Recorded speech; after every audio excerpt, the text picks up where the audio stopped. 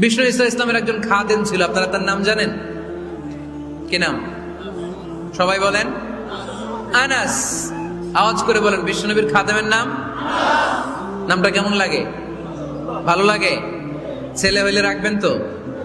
রাখবেন?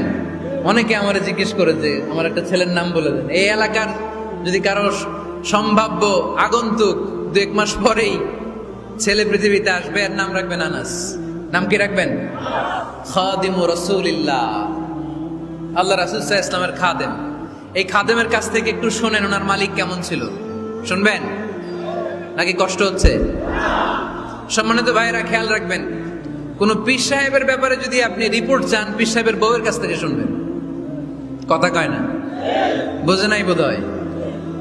একজন পীর সাহেব হুজুর উনি কেমন, রিপোর্ট নেবেন কার কাছ থেকে? কার কাছ থেকে? বউয়ের কাছ থেকে। একজন বড় সাহেব, বড় নেতা, তার ব্যাপারে যদি রিপোর্ট পেতে চান, আমি কয়েকটা জায়গা বলে দিই, এই জায়গাগুলো থেকে রিপোর্ট নেবেন। 1 নাম্বার তার ড্রাইভার, 1 নাম্বার। 2 নাম্বার তার বাড়ির দারোয়ান, 2 নাম্বার।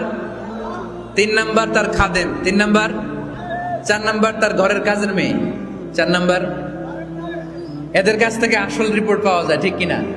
এবার বিশ্বনবীর ব্যাপারে বিশ্বনবীর খাদেম কি বলে শুনবেন? বুঝে নাই বোধহয়।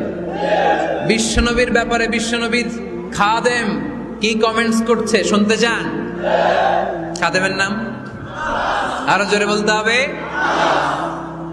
আনাস রাদিয়াল্লাহু তাআলা, আনাস রাদিয়াল্লাহু তাআলা আনহু বলেন,